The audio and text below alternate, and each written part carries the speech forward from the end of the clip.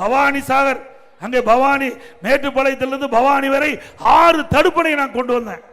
ஒருவேளை இன்றைக்கு பவானி சாகர் அணையிலே நீர் இல்லாம உபரி நீர் வராமல் போய்விட்டால் இந்த திட்டம் பாதிக்கப்பட்டு விடும். இந்த அத்திக்கடை அவிநாசி திட்டத்தில் இருக்கின்ற விவசாயிகள் பாதித்து விடுவார்கள் என்று எண்ணி நான் ஒரு விவசாயி இருக்கின்ற காரணத்தினாலே, அந்த அருமை நீருடைய அருமை தெரிந்த காரணத்தினாலே 6 தடுப்பணை பவானி ஆற்றிலே கட்டுவதற்கு ஆணையிட்டு 2 அணைகள் நான் முதலமைச்சர் இருக்கிற காலத்திலே பணி துவங்கப்பட்டு 25-30% நடைபெற்றது. எஞ்சிய தடுப்பணைகள் பணி ஆரம்ப கட்ட பணி நடந்துகிட்டு இருந்தது. ஆட்சி மாற்றம் திமுக ஆட்சிக்கு பிறகு அந்த தடுப்பணையினுடைய உயரத்தை குறைச்சிட்டாங்க.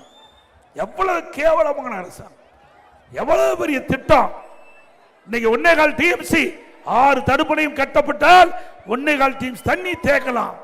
இன்றைக்கு மழை காலத்திலே உபரியா போகின்ற நீரை ஆங்காங்கே தடுப்பணை கட்டி தேக்கி நமக்கு தேவையான அத்திக்கடை அவிநாசி திட்டத்திற்கு தேவையான நீரை நம்முடைய விவசாயிகளுக்கு கொடுக்கலாம், ஏரி குளத்தை நிரப்பலாம். இப்படி இந்த திட்டத்திற்கு திராவிட முன்னேற்ற கழக அரசும் வேண்டும் என்ற பல்வேறு பிரச்சனைகளை உருவாக்கி அந்த தடுப்பணையுடைய உயரத்தை குறைச்சி அதை கட்டியிருக்கிறாங்க.